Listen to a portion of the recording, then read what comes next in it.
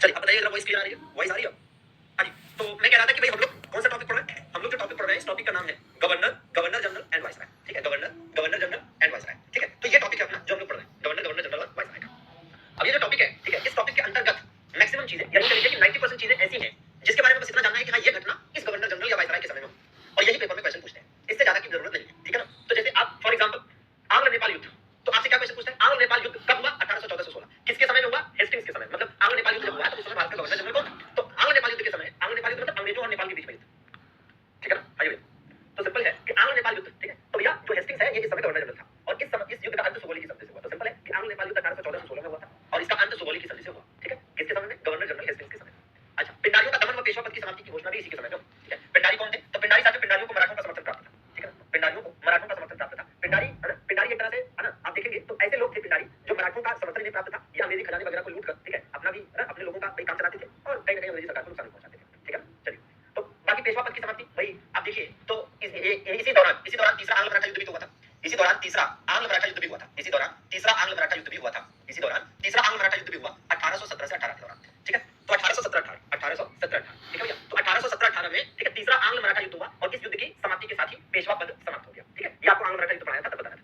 ठीक है, चलिए क्या पिंडारियों का दमन और पेशवा, अच्छा सेम पॉइंट रिपीट हो गया। रैयतवाड़ी बंदोबस्त, ये भी आपको अलग से बता चुके हैं कि रैयतवाड़ी बंदोबस्त 1820 में मद्रास में टॉमस मुनरो के द्वारा और 1822 में हॉल्ट मैकेंजी द्वारा पंजाब में मालवाड़ी व्यवस्था शुरू की गई थी। है ना भाई, रैयतवाड़ी व्यवस्था पहले मद्रास में शुरू की गई टॉमस मुनरो के द्वारा, फिर बंबई में भी लागू की गई थी, बता चुके हैं इसी टॉपिक की पहली क्लास में, और 1822 में मालवाड़ी व्यवस्था पंजाब में हॉल्ट मैकेंजी के द्वारा। ठीक है, तो क्या क्वेश्चन हो सकता है? सिंपल सा कि जब 1820 में मद्रास में रैयतवाड़ी व्यवस्था लागू की गई उस समय भारत का गवर्नर जनरल कौन था? तो आप बता देंगे कौन था भैया? लॉर्ड हेस्टिंग्स था। या फिर कि भाई हॉल्ट मैकेंजी ने जब पंजाब में मालवाड़ी व्यवस्था लागू की तो गवर्नर जनरल कौन था?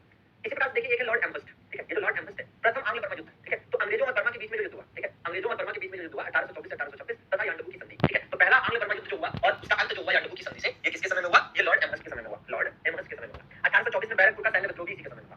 देखिए तो कुल मिलाकर ये है कि इस टॉपिक के अंतर्गत जो भी चीजें हैं इसमें सामान्यतः बस यही पढ़ते जाना है कि हाँ फलाना कार्य फलाना के समय में हुआ और ये रखने वाले पॉइंट्स हैं ज्यादातर, ये रखने वाले पॉइंट्स हैं ज्यादातर, तो एज इट इज याद करते जाना है। ठीक है, विलियम पेंटिक विधि आयोग का गठन किया गया। ठीक है, विलियम पेंटिक के समय में विधि आयोग का गठन हुआ 1834 में, जिसके अध्यक्ष कौन बनाया गया? तो इसका अध्यक्ष बनाया गया किसे? मैकाले को। किसे अध्यक्ष बनाया गया भैया? मैकाले को अध्यक्ष बनाया गया। तो बिल्कुल याद रखेंगे कि भाई भारत में पहली बार विधि आयोग अर्थात लॉ कमीशन का गठन कब हुआ? तो भारत में पहली बार विधि आयोग अर्थात लॉ कमीशन का जो गठन है वो मैकाले की अध्यक्षता में 1834 में किया गया। मैकाले की अध्यक्षता में 1834 में किया गया। ठीक है, 1835 का शिक्षा संबंधी प्रस्ताव, शिक्षा सुधार तथा अंग्रेजी भाषा को उच्च शिक्षा का माध्यम बनाए जाने की घोषणा। याद करिए, ये भी हमने आपको जब भारत में शिक्षा का विकास पढ़ाया था तो बताया था कि मैकाले मिनट्स कब आया था? तो मैकाले मिनट्स जो है, मैकाले मिनट्स या मैकाले घोषणा पत्र, तो 1835 में मैकाले मिनट्स आया था और इस मैकाले मिनट्स को मैकाले के द्वारा तैयार किया गया था और इसमें ये सुझाव दिया गया था कि उच्च शिक्षा का माध्यम इंग्लिश होना चाहिए। मतलब जो हायर एजुकेशन है, ठीक है, जो हायर एजुकेशन है वो किस भाषा में होनी चाहिए? इंग्लिश में होनी चाहिए।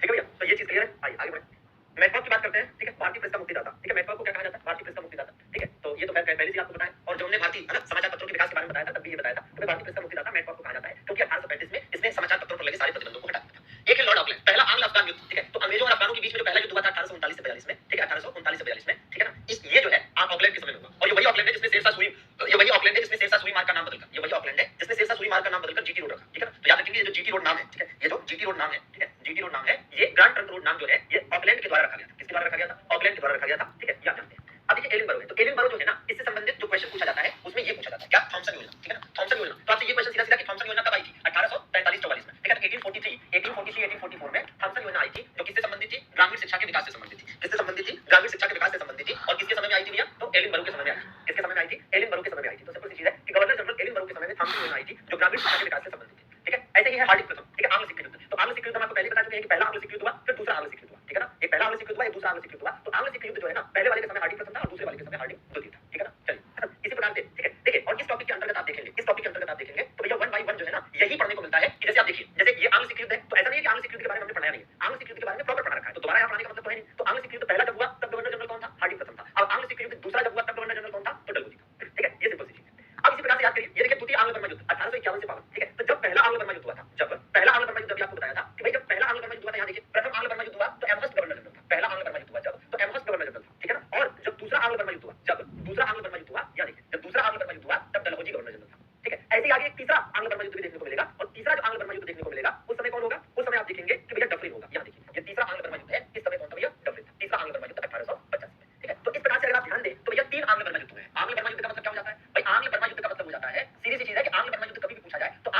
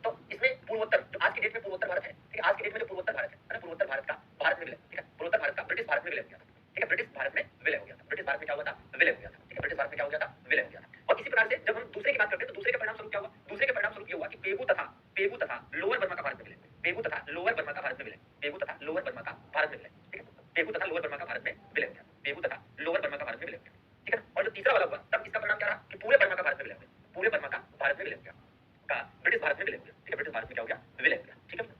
तो अगर आप कहीं ना कहीं देखें, ठीक है, अगर आप ध्यान से देखें, ठीक है ना, हाँ जी, ध्यान से देखें तो आंग्ल बर्मा युद्ध की अगर बात करते हैं, है ना, आंग्ल बर्मा युद्ध की बात करें तो मतलब आंग्ल मतलब अंग्रेज, बर्मा का मतलब बर्मा, तो आंग्ल का मतलब यहाँ अंग्रेज है, ब्रिटिश भारत से है, तो ब्रिटिश भारत और बर्मा, बर्मा मतलब आज का म्यांमार के बीच में 3 युद्ध हो गए, पहला, दूसरा, तीसरा। पहले वाले के समय गवर्नर जनरल कौन था, दूसरे के समय कौन था, तीसरे के समय कौन था, ये प्रॉपर यहाँ पर मेंशन है, आपको एज इट इज याद करना है, आपको एज इट इज याद करना है। और इधर आप देखेंगे तो क्या लिखा है, इधर दे रखा है इसके परिणाम क्या है, इधर क्या दे रखा है, इसके परिणाम क्या है, ये दे रखा है, इसके परिणाम क्या है, ये दे रखा है, ठीक है ना। अब आप देखेंगे कि भाई पहला आंग्ल बर्मा युद्ध हुआ तो पूर्वोत्तर भारत का ब्रिटिश भारत में विलय हो गया, ठीक है, दूसरा वाला हुआ, ठीक है, पूर्वोत्तर भारत, भाई आज की डेट में जो आसाम और उसके आसपास का क्षेत्र है, ये उस समय बर्मा का हुआ करता था, तो आज की डेट में जो आसाम और उसके आसपास का क्षेत्र है, जिसे हम पूर्वोत्तर भारत कहते हैं, उस पूर्वोत्तर भारत का ब्रिटिश भारत में विलय किया गया, ठीक है ना। इसके पहले वो बर्मा का हुआ करता था। पेबू मतलब बर्मा में एक पेबू क्षेत्र है, और जो लोअर बर्मा मतलब निचला वाला बर्मा का इलाका है, उसका भी ब्रिटिश भारत में दूसरे में विलय हो गया। फिर 1885 में तीसरा हुआ तो पूरा बर्मा का भारत में विलय हो गया, और अंततः ये जान लीजिए कि क्या हुआ, 1935 के भारत सरकार अधिनियम द्वारा, 1935 के भारत सरकार अधिनियम द्वारा, 1935 के भारत सरकार अधिनियम द्वारा, ठीक है, क्या किया गया, बर्मा को ब्रिटिश भारत से अलग कर दिया गया, बर्मा को ब्रिटिश भारत से अलग कर दिया गया, ठीक है, ब्रिटिश भारत से अलग कर दिया गया, ब्रिटिश भारत से अलग कर दिया गया, ठीक है ना, ब्रिटिश भारत से अलग किया गया, ठीक है ना।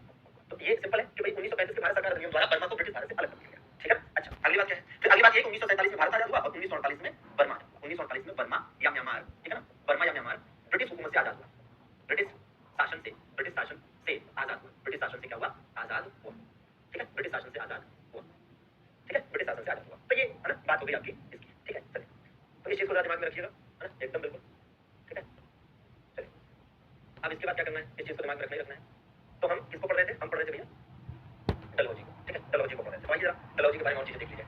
चार्ल्स वुड की शिक्षा नीति, आप बताइए, चार्ल्स वुड की शिक्षा नीति, ये तो आपको पढ़ा चुके हैं, तो यहाँ से इतना जानिए कि चार्ल्स वुड की जो शिक्षा नीति है 1854 में आई, इस समय गवर्नर जनरल डलहौजी, खत्म, ठीक है ना।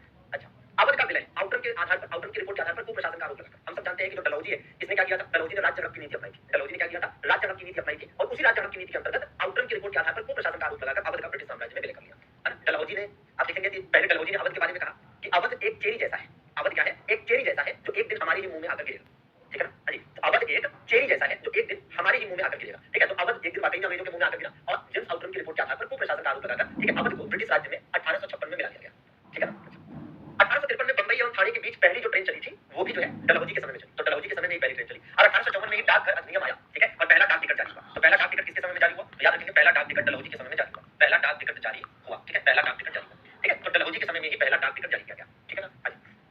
भारत के बंदरगाहों को अंतर्राष्ट्रीय व्यापार के लिए खोल दिया गया, तो भारत के बंदरगाहों को अंतर्राष्ट्रीय व्यापार के लिए कब खोला गया, डलहौजी के समय। डलहौजी ने ग्रीष्मकालीन राजधानी किसे बनाई, डलहौजी ने ग्रीष्मकालीन राजधानी शिमला को बनाई, और वहां एक सैन्य मुख्यालय भी गठित किया। डलहौजी को यह श्रेय दिया जाता है कि उसने सैन्य विभाग को सार्वजनिक विभाग से अलग एक नया विभाग बनाया, ठीक है ना, एक अलग विभाग बनाया। किसको नया विभाग बनाया, तो मतलब कह सकते हैं कि अलग सैन्य विभाग को एक अलग विभाग के रूप में स्थापित करने का श्रेय किसे जाता है, डलहौजी को जाता है, ठीक है। हाँ, सैन्य विभाग को एक अलग विभाग के रूप में स्थापित करने का श्रेय भी डलहौजी को जाता है, ठीक है। तो डलहौजी के बाद अब कैनिंग पर आइए। ये आपको पहले बता चुके हैं कि कलकत्ता, मद्रास और बंबई में 3 विश्वविद्यालय स्थापित हुए। 1857 का विद्रोह हुआ, किसके समय में, कैनिंग के समय, ये हम आपको पहले बता चुके हैं, ठीक है। हाँ जी, जब शिक्षा के बारे में पढ़ाया था तो कलकत्ता, मद्रास और बंबई विश्वविद्यालय बताया था, और 1857 की क्रांति पढ़ाया था, तो ये बताया। अब देखिए नील विद्रोह, ठीक है, अब नील विद्रोह के बारे में डिटेल में तो आपको पढ़ा ही रखा है, नील विद्रोह के बारे में डिटेल में आपको पढ़ा रखा है, बता रखा है कि नील विद्रोह 1859 में हुआ, दिगंबर विश्वास और विष्णु विश्वास के नेतृत्व में, ठीक है। नील विद्रोह जो है, ठीक है, इसके ये कहां पर हुआ था, बंगाल में हुआ, कहां पर हुआ था, बंगाल में हुआ था, और इसको लीड कौन कर रहा था, तो इसको लीड कर रहे थे दिगंबर विश्वास और विष्णु विश्वास। कौन, दिगंबर विश्वास और विष्णु विश्वास के द्वारा इसे लीड किया जा रहा था, दिगंबर विश्वास और विष्णु विश्वास के द्वारा इसे लीड किया जा रहा था, ठीक है, दिगंबर विश्वास और विष्णु विश्वास के द्वारा इसे लीड किया जा रहा था। और इसके ऊपर एक किताब लिखी गई, नील दर्पण। कौन सी किताब लिखी गई, नील दर्पण नाम की किताब लिखी गई, और इस नील दर्पण के लेखक कौन थे, इस नील दर्पण के लेखक थे दीनबंधु मित्र। कौन लेखक थे भैया, दीनबंधु मित्र इसके लेखक थे, दीनबंधु मित्र इसके लेखक थे, ठीक है, दीनबंधु मित्र इसके लेखक थे, ठीक है ना। तो ये भी आपको ध्यान देना है, ठीक है। तो ये जो नील विद्रोह जब हुआ, ऐसा क्वेश्चन हो सकता है कि नील विद्रोह, बंगाल का नील विद्रोह किसके शासनकाल में हुआ, बंगाल का नील विद्रोह किसके शासनकाल में हुआ, तो आप बता देंगे कैनिंग के समय में, ठीक है ना। अच्छा, भारत में पहली बार आयकर लगाया गया, जिसे ब्रिटिश अर्थशास्त्री विल्सन द्वारा प्रस्तुत किया गया। तो ये भी है कि पहली बार आयकर, पहली बार इनकम टैक्स किसके समय में लगाया गया, तो कैनिंग के ही शासनकाल में भारत में पहली बार आयकर अर्थात इनकम टैक्स लगाया गया, ठीक है ना, इनकम टैक्स लगाया गया। मेयो की बात करें, ठीक है, तो भारतीय युवराजों के अध्ययन के लिए अजमेर में मेयो कॉलेज की स्थापना, ठीक है, तो मेयो के द्वारा युवराजों की, भारतीय युवराजों के अध्ययन के लिए कहां पर एक कॉलेज स्थापित किया गया, ठीक है, तो आप बताएंगे अजमेर में एक कॉलेज स्थापित किया गया। 1872 में पहली जनगणना किसके समय में हुई,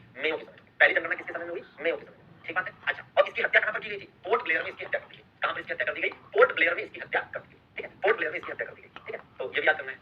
चलिए, अब देखिए नॉर्थ ब्रुक है, तो जैसे नॉर्थ ब्रुक कब से कब तक गवर्नर जनरल रहा, तो नॉर्थ ब्रुक 1872 से 1876 तक गवर्नर जनरल रहा। अब ये जो Aligarh Mohammedan Anglo oriental college स्थापित हुआ था 1875 में, भाई हमने एक ही जगह पर प्रॉपर फ्लो चार्ट बनाकर बढ़िया वीके का जीके अंदाज में आपको समझाया है कि सर सैयद अहमद खान ने क्या कुछ किया है और उनसे संबंधित क्या कुछ फैक्ट्स हैं, ठीक है। यहां से इतना जान लीजिए कि जब इन्होंने Aligarh Mohammedan Anglo oriental college स्थापित किया था, उस समय देश का वायसराय कौन था, नॉर्थ ब्रुक था, ठीक है। हां जी, इसी प्रकार से लिटन, ठीक है। अब देखिए दिल्ली दरबार हमने आपको तीनों बताए थे, है ना, तीनों दिल्ली दरबार में आपको एक जगह बताया था, तीनों दिल्ली दरबार में आपको एक जगह बताया था। और जो प्रथम दिल्ली दरबार है वो 1877 में ब्रिटेन की महारानी विक्टोरिया, ठीक है, के आगमन पर 1877 में हुआ है, और इसमें महारानी विक्टोरिया को कैसरी हिंद की उपाधि दी गई थी। ये लिटन के समय में, और लिटन के समय में ही 1878 में भारतीय शस्त्र अधिनियम भी आया। तो 1878 में भारतीय शस्त्र अधिनियम किसके शासनकाल में आया, लिटन के समय में आया। ये आपको अलग से याद करना है। और बाकी रही बात कि लिटन के समय में जो वर्नाकुलर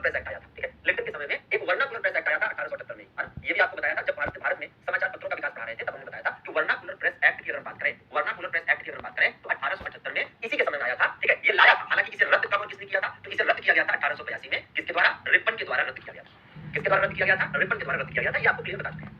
अच्छा, ये दूसरा आंग्ल अफगान युद्ध 1878 से 80, 1878 से 80, दूसरा आंग्ल अफगान युद्ध, दूसरा आंग्ल अफगान युद्ध। देखिए, जहां तक आंग्ल अफगान युद्धों का सवाल है, जहां तक आंग्ल अफगान युद्धों का सवाल है, तो आप देखेंगे कि कुल मिलाकर, ठीक है, कुल मिलाकर अगर हम आंग्ल अफगान युद्ध की बात करते हैं, ठीक है, तो याद करिए, इसके पहले भी एक और आंग्ल अफगान युद्ध आपको बताया था, है ना? बताया था ना?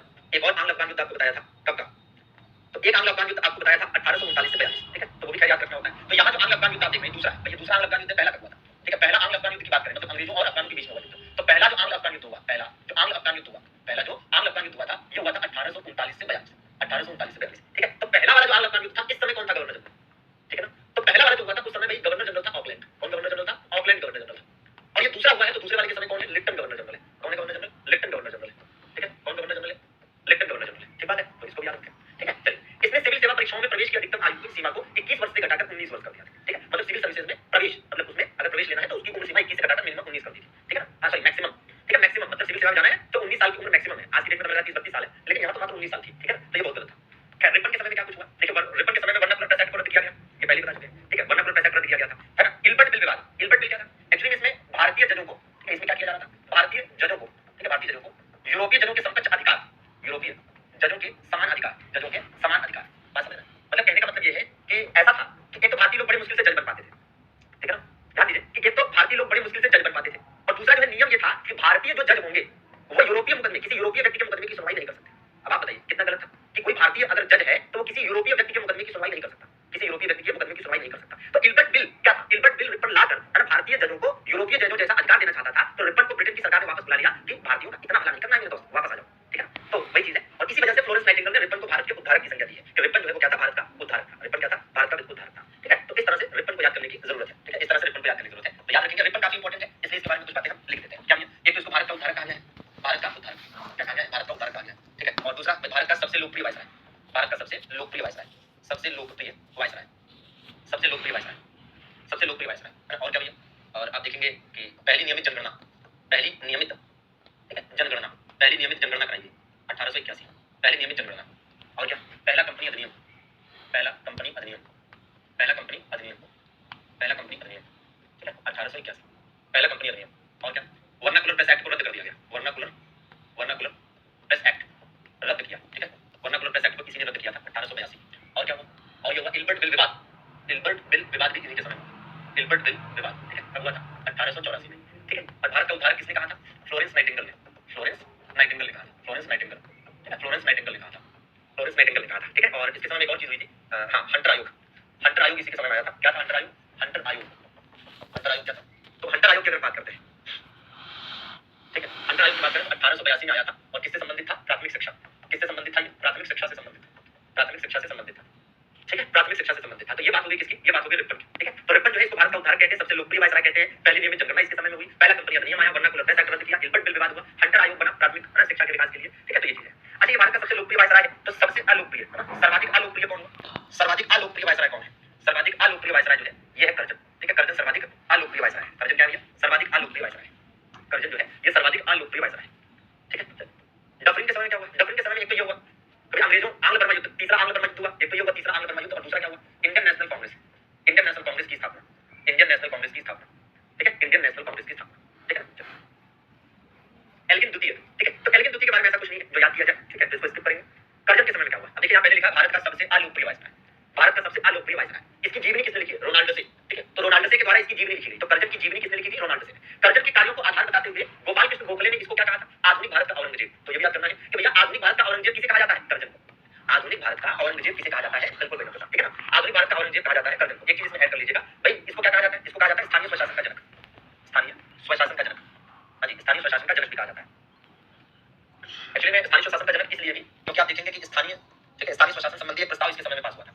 स्थानीय, ठीक है, स्थानीय स्वशासन संबंधी प्रस्ताव, स्थानीय स्वशासन संबंधी प्रस्ताव, ठीक है, स्थानीय स्वशासन संबंधी प्रस्ताव 1882, ठीक है ना, पास हुआ। तो इसके समय में स्थानीय स्वशासन संबंधी जो प्रस्ताव 1882 में पास हुआ था, इसे क्या कहा जाता है? इसे कहा जाता है स्थानीय स्वशासन का मैग्ना कार्टा। क्या कहा जाता है इसे? इसे कहा जाता है स्थानीय स्वशासन, स्थानीय स्वशासन का मैग्ना कार्टा। क्या कहा जाता है? स्थानीय स्वशासन का मैग्ना कार्टा कहा जाता है, स्थानीय स्वशासन का मैग्ना कार्टा, ठीक है ना, स्थानीय स्वशासन का मैग्ना कार्टा कहा जाता है, ठीक है। तो बिल्कुल याद करने की जरूरत है कि भैया स्थानीय स्वशासन का मैग्ना कार्टा किसे कहते हैं। तो ये चीज है, इसको जरूर याद करना है। आइए तो हम कर्जन की बात कर रहे हैं, ठीक है, कर्जन की बात कर रहे थे, तो आइए कर्जन के बारे में देख लिया जाए, भाई कर्जन का कर्जा उतारा जाए, ठीक है, कर्जन का कर्जा उतारा जाए। कर्जन पहली बात तो सामने कहा कि भारत का सबसे अलोकप्रिय वायसराय है और इसके पीछे कारण है कि इसने बंगाल का विभाजन किया, सबसे अलोकप्रिय वायसराय, सबसे अलोकप्रिय वायसराय, ठीक है, सबसे अलोकप्रिय वायसराय। दूसरी बात है कि भाई गोखले ने, गोपाल कृष्ण गोखले ने इसे आधुनिक भारत का औरंगजेब कहा। क्या कहा? आधुनिक भारत का औरंगजेब कहा, आधुनिक भारत का औरंगजेब कहा, आधुनिक भारत का औरंगजेब कहा, ठीक है, आधुनिक भारत का औरंगजेब कहा। एक बात ये भी, आधुनिक भारत का औरंगजेब कहा, ठीक है। कर्जन के समय में भारतीय विश्वविद्यालय आयोग बना, भारतीय विश्वविद्यालय आयोग, ठीक है, भारतीय विश्वविद्यालय आयोग बना 1904 में, ठीक है ना। और इसके अध्यक्ष कौन हुए? इसके अध्यक्ष हुए थॉमस रैले, ठीक है, थॉमस रैले की अध्यक्षता में एक भारतीय विश्वविद्यालय आयोग बना और इस आयोग की सिफारिश पर भारतीय विश्वविद्यालय अधिनियम आया, ठीक है, भारतीय विश्वविद्यालय अधिनियम आया वर्ष 1904, ठीक है, वर्ष 1904 में भारतीय विश्वविद्यालय अधिनियम आया, ठीक है। ये भी थोड़ा सा ध्यान देना है, ठीक है, ये भी आपको ध्यान देने की जरूरत है, ठीक है। और एक ऐसे ही पुलिस आयोग बना है, ठीक है, पुलिस आयोग। तो इसके समय में एक पुलिस आयोग का भी गठन हुआ, पुलिस आयोग, इसके समय में एक पुलिस आयोग का गठन हुआ वर्ष 1902 में, ठीक है, वर्ष 1902 में एक पुलिस आयोग का गठन हुआ एंड्रयू फ्रेजर की अध्यक्षता में। किसकी अध्यक्षता में भैया? तो एंड्रयू, ठीक है, एंड्रयू फ्रेजर, ठीक है, एंड्रयू फ्रेजर की अध्यक्षता में, ठीक है, एंड्रयू फ्रेजर की अध्यक्षता में इसके शासनकाल में एक आयोग बना जिसका नाम था, ठीक है, पुलिस आयोग, जिसको पुलिस आयोग कहा गया, ठीक है, क्या कहा गया? पुलिस आयोग कहा गया, ठीक है। और एक सिंचाई आयोग भी बनाया गया इसके समय में, सिंचाई आयोग भी बनाया गया। जो सिंचाई आयोग इसके समय बना, ये सीधी सी बात है, यहाँ से जब भी क्वेश्चन आता है ना सिंचाई आयोग से, तो डेट नहीं पूछता है, अक्सर यही पूछेगा भैया इसके अध्यक्ष कौन थे, सिंचाई आयोग के अध्यक्ष कौन थे और किसके समय में इसका गठन हुआ था। तो एक मानक्रीफ नाम का व्यक्ति था, कौन? मानक्रीफ, ठीक है, मानक्रीफ नाम का एक व्यक्ति था, मानक्रीफ नाम का व्यक्ति था उसी के समय में। किसके समय में? कर्जन के समय में मानक्रीफ नाम के व्यक्ति को इसका अध्यक्ष बनाया गया था, ठीक है ना। बाकी एक अकाल आयोग भी बना, क्या बना? अकाल आयोग भी बना था और अकाल आयोग काफी इंपॉर्टेंट है, अकाल आयोग। तो इसके समय में अकाल जो पड़ा हुआ था उसकी जांच के लिए अकाल आयोग बनाया गया और ये जो अकाल आयोग था इसके अध्यक्ष कौन थे? तो इसके अध्यक्ष जो थे, इसके जो अध्यक्ष थे, इसके अध्यक्ष थे कौन भैया? एंटनी मैकडोनाल्ड, कौन? एंटनी मैकडोनाल्ड, एंटनी मैकडोनाल्ड, ठीक है, एंटनी मैकडोनाल्ड, ठीक है, अकाल आयोग, ठीक है। और इसी प्रकार से आप देखेंगे तो एक आया प्राचीन स्मारक संरक्षण एक्ट, इसी के समय में आया था प्राचीन स्मारक संरक्षण एक्ट, प्राचीन स्मारक संरक्षण एक्ट। तो इसके समय में प्राचीन स्मारक संरक्षण एक्ट भी आया 1904 में, प्राचीन स्मारक संरक्षण एक्ट भी आया 1904 में। कर्जन के समय में ही प्राचीन स्मारक संरक्षण एक्ट भी आया था 1904 में, ठीक है ना, प्राचीन स्मारक संरक्षण एक्ट। बाकी तो आप जानते हैं कि भाई बंगाल विभाजन और बंगाल विभाजन, बंगाल विभाजन भी इसी ने किया, बंगाल विभाजन। तो बंगाल विभाजन इसने कब किया? 16 अक्टूबर 1905 को बंगाल विभाजन लागू हुआ था, ठीक है, 16 अक्टूबर 1905 को बंगाल विभाजन लागू हुआ था। तो ये जानकारी किसके बारे में हो गई भैया? तो ये जानकारी हो गई कर्जन के बारे में, किसके बारे में हो गई? कर्जन के बारे में जानकारी, ठीक है। तो बिल्कुल याद रखिए कर्जन स्पेशल हो गया भैया, क्या हो गया? कर्जन स्पेशल, कर्जन का कर्जा उतार दिया, है ना, ऐसे याद कर लेंगे। बाकी है कि सर्वाधिक रेल लाइनें भी इसी के समय में बिछाई गई थी, है ना, सर्वाधिक रेल लाइनें जो बिछाई गई, ठीक है, सर्वाधिक रेल लाइनें भी इसी के समय में बिछाई गई, सर्वाधिक रेल लाइनें, सर्वाधिक रेल लाइनें बिछाई गई थी किसके शासनकाल में? तो ऐसा क्वेश्चन है तो भी यही होगा, ठीक है, तो भी यही होगा, सर्वाधिक रेल लाइनें, ठीक है ना। चलिए, हाँ बिल्कुल, ठीक है। चलिए अब मिंटो द्वितीय है, मिंटो द्वितीय के समय में क्या हुआ? भाई मिंटो द्वितीय के समय में मुस्लिम लीग का गठन हुआ कि नहीं? मिंटो द्वितीय के समय में मिंटो द्वितीय वायसराय है, मुस्लिम लीग का गठन हुआ, खुदीराम बोस को फांसी हुई, ठीक है ना, हाँ, बाल गंगाधर तिलक को, है ना, 6 साल की सजा हुई थी, मांडले जेल भेजा गया था, ठीक है। और यहाँ देखिए ये जितनी बातें हैं ना, ये दोनों बातें मैंने आपको कई बार बता रखी, इसमें अगर कोई बात ऐसी है जो नहीं बताई है पहले तो वो ये जो आपको याद करना चाहिए कि वायसराय की कार्यकारिणी में पहला भारतीय सदस्य जो शामिल हुआ था वो एसपी सिन्हा थे। वायसराय की कार्यकारिणी में मिंटो द्वितीय के शासनकाल में पहला भारतीय शामिल हुआ वो एसपी सिन्हा थे। बस ये एक बात एडिशनल है, बाकी तो आपको बता रखी है कई बार।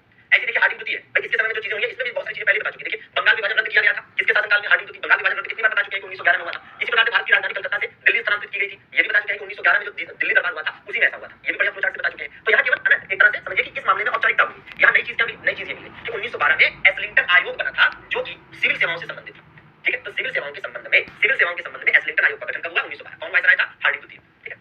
1914 को प्रथम विश्व युद्ध शुरू हुआ तो सबको पता है, मदन मोहन मालवीय द्वारा अखिल भारतीय हिंदू महासभा। तो अखिल भारतीय हिंदू महासभा की स्थापना जिस समय मदन मोहन मालवीय ने की थी 1915 में, उस समय वायसराय कौन था? हार्डिंग द्वितीय, ठीक है। और मदन मोहन मालवीय ने बीएचयू की स्थापना की, ये भी आपको बता चुके हैं बहुत बार, ठीक है ना, हाँ, ठीक है। चलिए मिंटो प्रथम अलग है, मिंटो द्वितीय अलग है, ठीक है ना, मिंटो प्रथम अलग है, मिंटो द्वितीय अलग है। मिंटो प्रथम तब था जब अमृतसर की संधि हुई थी 1809 में, ठीक है। हाँ जी देखिए भाई ये देखिए चेम्सफोर्ड होम रूल लीग, भाई होम रूल लीग को कितना विस्तारपूर्वक अच्छे से आपको पढ़ाया है कि नहीं? ये देखिए कांग्रेस का लखनऊ अधिवेशन कितना बढ़िया फ्लोचार्ट बनाकर आपको पढ़ाया है, ठीक है ना। तो भैया होम रूल लीग आंदोलन बहुत अच्छे से पढ़ाया है, कांग्रेस का लखनऊ अधिवेशन 1916 बहुत अच्छे से पढ़ाया है, ठीक है। अब यहाँ पर अगर कोई चीज नहीं मिली तो ये नहीं मिली, केवल क्या कि पूना में डीके कर्वे द्वारा, ये भी जब हमने आपको भारतीय शिक्षा का विकास पढ़ाया था तो बताया था कि पहला महिला विश्वविद्यालय 1916 में डीके कर्वे ने स्थापित किया। और जब हमने शिक्षा का विकास पढ़ाया था तो उसमें सैंडलर कमीशन भी बताया था कि 1917 में गठन हुआ, ठीक है। हाँ जी, और याद करिए कि इस प्रकार से अगर आप देखेंगे तो ये केवल औपचारिकता है कि हम आपको यहाँ पर एक लिस्ट दे रहे हैं कि हाँ भैया चेम्सफोर्ड के समय में ये घटना हुई। इसी वजह से जहाँ जरूरी नहीं है वहाँ लिख नहीं रहे फ्लोचार्ट नहीं बना रहे, केवल इसलिए नहीं बना रहे क्योंकि ये चीजें तो पहले फ्लोचार्ट बनाकर पढ़ा चुके हैं। यहाँ तो केवल एक लिस्टिंग आपको दी जा रही है, एक लिस्ट दी जा रही है कि हाँ भैया किसके समय में क्या चीजें हुई, ताकि आपका भी समय बचे, हमारा भी समय बचे और उसको कंप्लीट कर लिया जाए। अब देखिए इससे लॉर्ड रीडिंग है, तो चोरी चौरा कांड कितने बढ़िया से आपको बताया है, असहयोग आंदोलन कितने बढ़िया से आपको बताया है, ठीक है। तो यहाँ केवल इतना जानना है कि भैया असहयोग आंदोलन जब शुरू हुआ था तो उस समय तो वायसराय चेम्सफोर्ड था, असहयोग आंदोलन जब शुरू हुआ तो चेम्सफोर्ड वायसराय था क्योंकि 1921 तक यही था। लेकिन जिस समय चोरी चौरा कांड हुआ उस समय रीडिंग वायसराय था, ठीक है। हाँ जी, और ये वाला एक क्वेश्चन आपके लिए नया हो गया, ठीक है, कि एकमात्र यहूदी वायसराय, ठीक है, एकमात्र यहूदी वायसराय। केरल का मोकला विद्रोह भी बता चुके हैं 1921 में हुआ था, 1921 में ही प्रिंस ऑफ वेल्स की भारत यात्रा हुई थी, मतलब ये समझिए कि ब्रिटेन के राजकुमार। काकोरी ट्रेन एक्शन कितने बढ़िया से आपको समझा चुके हैं, बस यहाँ ये जान लीजिए कि उस समय वायसराय रीडिंग था, ठीक है। ऐसे ही चित्ररंजन, ये देखिए स्वराज पार्टी की स्थापना बढ़िया से आपको बताया है कि कब हुई और क्या था, है ना। एक वर्ष समिति, ये चीज आप जो है रेलवे में पढ़ते हैं, रेलवे का क्या होता है, रेलवे से रिलेटेड क्वेश्चन है कि आकवर्थ, विलियम आकवर्थ समिति की सिफारिश पर, है ना, क्या किया गया, रेल बजट को आम बजट से अलग कर दिया गया था 1924-25 में। और पुनः एक कब किया गया? पुनः एक हुआ कब? तो पुनः एक हो गया 2017 में। तो 2017 में फिर से एक कर दिया गया किसकी सिफारिश पर, ठीक है। 2016 में फैसला विवेक देवराय समिति की सिफारिश पर, विवेक देवराय समिति की सलाह पर, ठीक है, विवेक देवराय समिति की सलाह पर, ठीक है, जो अलग से रेल बजट पेश किया जाता था उसे फिर से एक साथ पेश किया जाने लगा, ठीक है ना? हाँ जी, ठीक, हाँ, क्लियर है? ऐसे 1924 में, है ना, ये जानकारी भी नहीं है, ये भी पहले नहीं बताया, 1924 में ली आयोग ने अपनी रिपोर्ट में यह सिफारिश की कि भारत शासन अधिनियम 1919 के अंतर्गत विचार किए गए संविधान सांविधिक लोक सेवा आयोग की स्थापना बिना किसी देरी के की जाए। मतलब ये है कि ली आयोग का संबंध किससे था, या ली आयोग का गठन जो 1924 में हुआ, इसका संबंध लोक सेवा आयोग से था, क्योंकि इसी की सिफारिश पर लोक सेवा आयोग की स्थापना हुई। कब स्थापना हुई? 1926 में, ठीक है। तो 1919 के कानून के तहत 1926 में ली आयोग की सिफारिश पर लोक सेवा आयोग गठित हुआ, ठीक है। हाँ जी, अब इरविन के समय में साइमन कमीशन, ये तो आप जानते हैं, साइमन कमीशन, लाहौर के सहायक पुलिस अधीक्षक सैंडर्स की हत्या, ये बता चुके हैं, विधानसभा के कक्ष में बम फेंका जाना, ठीक है, तो ये बता चुके हैं, ठीक है ना। तो ये चीज है ना, सिंपल, ये पहले भी बता चुके हैं, तो फिर से बताने की जरूरत नहीं है। हाँ, ये चीज आपके लिए थोड़ी सी नई है कि 1926 में पहला ट्रेड अधिनियम पारित हुआ जिसमें हड़ताल को वैध माना गया। तो पहला ट्रेड अधिनियम कब पास हुआ था? 1926 में। 1930 में शारदा एक्ट, कितनी बार पढ़ा चुके हैं, ठीक है, कि शारदा एक्ट कब पास हुआ, कब लागू हुआ, ठीक है। ये देखिए गांधी इरविन समझौता, सविनय अवज्ञा आंदोलन, ये तो बता चुके हैं, कांग्रेस का द्वितीय गोलमेज सम्मेलन में भाग लेना, तो बताया हुआ है ना। यहाँ केवल लिस्टिंग मिल रही है कि हाँ भैया कौन सी घटना किसके समय में हुई, ठीक है। ये देखिए उसी प्रकार से द्वितीय गोलमेज सम्मेलन वेलिंगटन के समय में, ठीक है, जिसमें कांग्रेस ने गांधी जी को एकमात्र प्रतिनिधि बनाकर भेजा, ठीक है ना। हाँ जी, यहाँ पर केवल फैसला हुआ था कि द्वितीय गोलमेज सम्मेलन में हिस्सा लेगी कांग्रेस, और यहाँ पर दूसरा गोलमेज सम्मेलन हुआ, ठीक है। तो वो चीज है, सामुदायिक पंचायत आपको बता रखा है 1932 में जो आया था, ठीक है। तो ये केवल एक लिस्टिंग है। देखिए तीसरा गोलमेज सम्मेलन, ठीक है, 1935 के अधिनियम में बर्मा को भारत से अलग करने का निर्णय, ये भी बता चुके हैं अलग से फ्लोचार्ट वगैरह में, ठीक है। अब ये देखिए दूसरा विश्व युद्ध जो 1939 में शुरू हुआ चला, उस समय भारत का वायसराय कौन था? लिन लिथगो। अब आप सोच लो, देखिए 1936 से 44 तक लिन लिथगो वायसराय था, तो 1936 से 44 के दरमियान द्वितीय विश्व युद्ध हुआ, भारत छोड़ो आंदोलन हुआ, अगस्त प्रस्ताव आया, क्रिप्स मिशन आया, तो ये सब तो सिंपल है, व्यक्तिगत सत्याग्रह हुआ, दिल्ली चलो आंदोलन हुआ, ठीक है, आजाद हिंद फौज का गठन हुआ, आजाद हिंद सरकार का गठन हुआ। तो मतलब ये केवल लिस्टिंग है जो आपको ध्यान रखनी है। जैसे पूछ लिया कि द्वितीय विश्व युद्ध के समय भारत का वायसराय कौन था, या फिर व्यक्तिगत सत्याग्रह के समय कौन था, या भारत छोड़ो आंदोलन के समय कौन था, तो ये यहाँ पर एक लिस्टिंग है, ठीक है ना। हाँ जी, ये केवल एक लिस्टिंग है। अब जैसे देखिए वेबल योजना के बारे में आपको बताया गया है, शिमला सम्मेलन आपको पढ़ाया गया है, ठीक है। और द्वितीय विश्व युद्ध खैर आप जानते हैं, ब्रिटेन के प्रधानमंत्री क्लेमेंट एटली ने भारत को स्वतंत्र करने की घोषणा जो है करी थी 20 फरवरी 1947 को। उस समय भी भारत का वायसराय वेबल था, लेकिन अंतिम रूप से माउंटबेटन जब वायसराय बनकर आए तो इन्हीं के समय में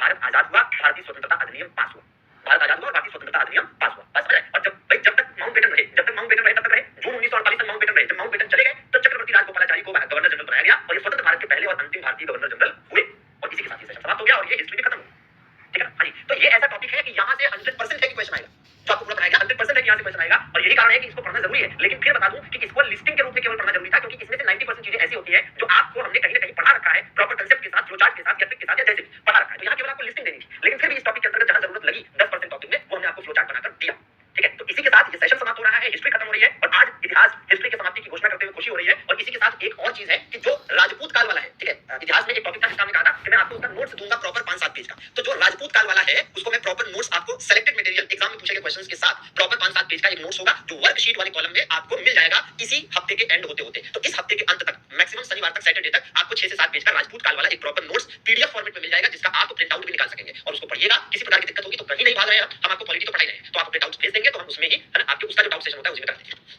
ठीक है ना। हाँ जी, चलिए इजाजत दीजिए, बहुत बहुत शुक्रिया आप सभी का जुड़ने के लिए, है ना, और ढेर सारे विश्वास के लिए। इतना लंबा एक सफर रहा हमारा आपका, प्राचीन इतिहास, मध्यकालीन इतिहास और आधुनिक इतिहास। तो इसी के साथ आज इतिहास की समाप्ति की घोषणा। धन्यवाद, थैंक यू वेरी मच।